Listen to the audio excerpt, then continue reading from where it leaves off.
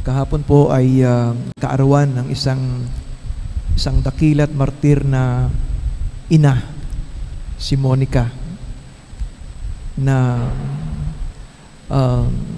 sa kasawiang palad nagkaroon ng isang napaka-problematic na anak, isang kabataan, si Agustin Macamundo. At saka hindi siya Kristiyano. Kaya gano'n na lang ang iyak ng isang ina kapag nakikita niyang mali ang direksyon ng kanyang anak. At lagi pong gano'n ang mga ina, di ho ba? Para bang sa tingin ko mas concerned ang mga nanay kapag nakikita nilang wala sa tamang direksyon ang pagkatao at buhay ng kanilang anak. Kaya si Monica, dasal ng dasal. Lagi niyang ipinagdadasal na sana'y maging matuwid yung kanyang anak.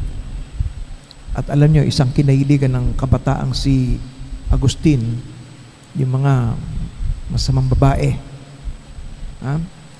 Si Monica iyak ng iyak, dasal ng dasal, dasal ng dasal. Hindi niya akalain na yung palang anak niyang sa turing niya ay napakasama, suwail, makamundo na kabataan ay magiging pare. Naging pare, naging obispo, at hindi lang yon, isa siya sa mga tinatawag na doctors of the church. Matalino. Akalain mo yon? Akalain mo yon? Ang isang napakagandang binigkas ni Monica sa kanyang anak na si Agustin, na napakagandang narinig ng lahat kasi napadpad sila sa napakalayong lugar.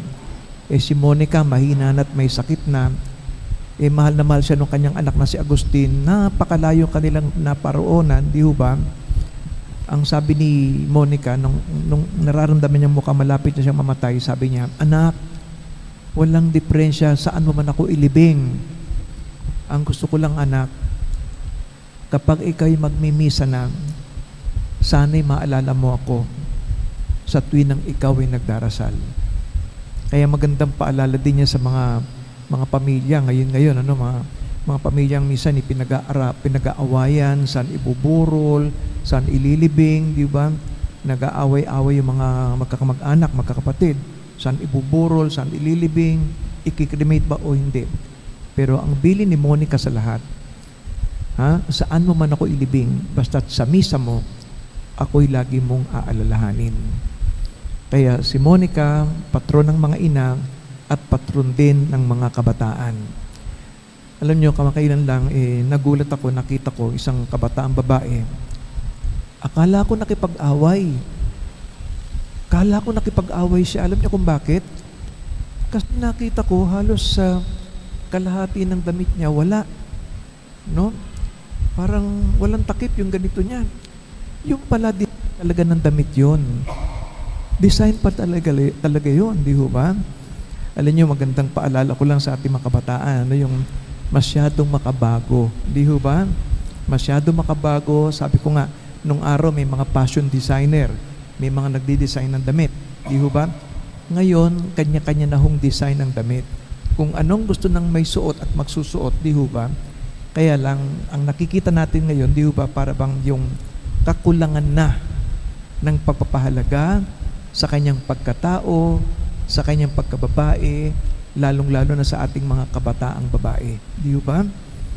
Kaya ngayon, sabi ko nga, mahirap ang maging magulang.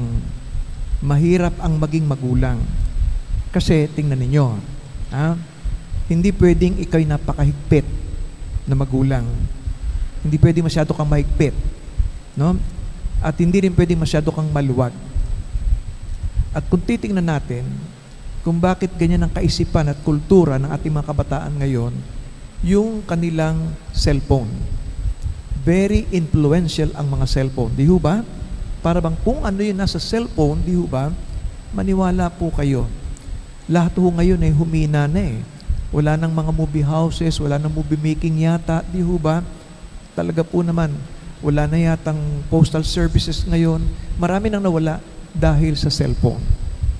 Kaya ngayon, siyempre, ang kaisipan, pagkatao at kahiligan ng ating mga kabataan ngayon ay kung ano ang kanilang Siyempre naman, pare-pareho silang mga may cellphone, di ho ba?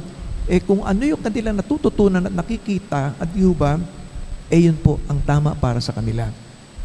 At hindi lamang yon. Siyempre, sasabihin ng mga kabataan, mga millennials kami. Kami mga kabataan ngayon para bang ibig sabihin, sila ang dapat unawain, sila ang may karapatan sapagkat sila ngayon ang tama. Di ba? Kaya sa ating mga magulang, dapat po ay maging tulad tayo ni Santa Monica. Isipin nyo kung gaano kasamang kabataan si Agustin. Napakasamang kabataan. Si Monica, dasal ng dasal, nananangis, dasal ng dasal, dasal ng dasal. Pero pinakinggan ng Diyos yung kanyang dasal. Bumait yung kanyang anak. Nagbagong buhay, naging pare, naging obispo, naging San Agustin. At ngayon, isa sa mga tinatawag na Saint Augustine, Doctor of the Church.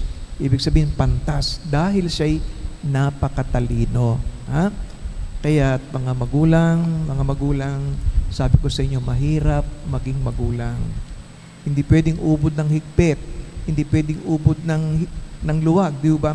Kaibiganin ninyo ang inyong mga anak, kaibiganin po ninyo sila, at ganoon din higit sa lahat, sila po'y ipagdasal.